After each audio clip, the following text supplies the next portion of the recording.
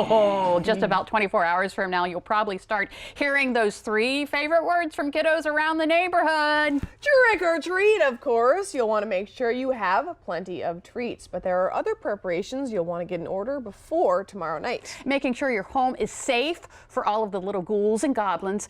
Why is that important, you ask? Attorney Taylor Trapp with the law offices of Tunnell and Raysor is here to tell us. Thank you for being here. Absolutely. I thank you dressed up as an attorney today. You were Thank perfect. But you are a real one. And you know, Halloween is fun. We want everyone to have fun, but obviously there can be some repercussions if something goes wrong. Yes, there can be.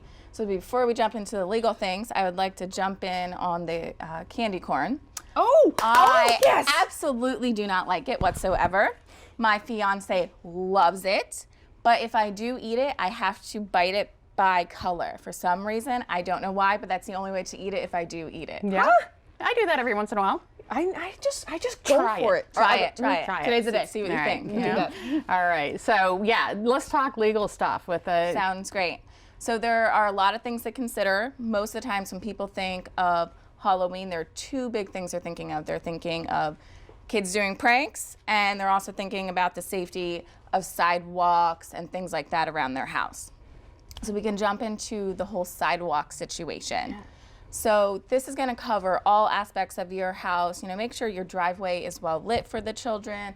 Make sure your sidewalk is well lit as well. If you have anything sticking out, like big branches or anything, be a nice person and get rid of those.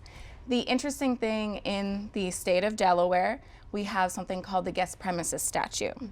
That essentially allows anyone who enters your property as an unpaid guest, so anyone who's just a friend, family member, all these kids who are coming to go trick-or-treating, they essentially can get injured on your property and you likely won't be liable as long as the condition that hurt them was already existing.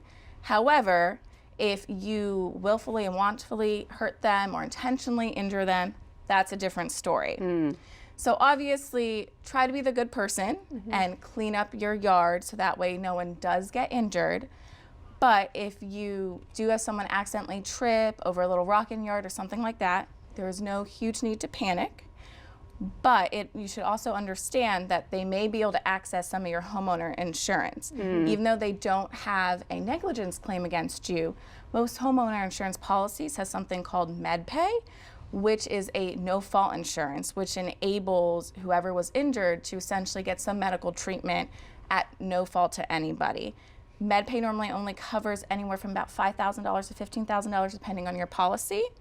So you may not have a big lawsuit coming your way if someone accidentally trips on your property, but try to be a good person. Obviously, if you end up putting something crazy out in your yard because you think it's scary, like a big bear trap or something, you're going to get in trouble for that. Bear traps. What about the dog? What if the dog comes and bites a trick-or-treater? Absolutely. So dog bite rule in Delaware and in Maryland is you do not get a free bite. You are strictly liable for any damages that your dog causes. A lot of people think that every dog gets 1 free bite before the owner gets in trouble. That is not true. On Halloween, you really need to be extra careful because you may have a very well-behaved great dog who is great with children. These kids are going to be coming up in costumes, scary masks, scary face paintings. Right. A lot of dogs will get spooked, so be That's a good point. extra careful on trick-or-treat night because your dog, who may normally be really good with kids, may not quite comprehend that they are kids and may be more aggressive than normal.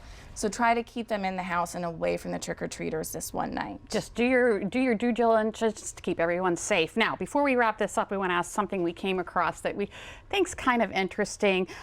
During our research, we found this. Is it legal to trick-or-treat in Rehoboth Beach on Sundays? Oddly enough, it is not. That is a very, very old school law that they just have not gone around to changing. So if Halloween ends up falling on a Sunday night, you may not trick-or-treat that night. You must trick-or-treat on the 30th between the hours of 6 p.m. and 8 p.m. And another interesting part of that rule is in Rehoboth Beach, if you are 14 or older, you are legally not supposed to be trick-or-treating. Oh. Not sure they enforce that too much, but that's Right. technically still on the books. That's interesting. That would have saved me and my mom a lot of fights, you know, growing up. I was like, I can still do it. And she was like, No. you know. Attorney Taylor Trapp with the law offices of Tunnell and Raysor. Thank you so much. Thank you. Good stuff to know.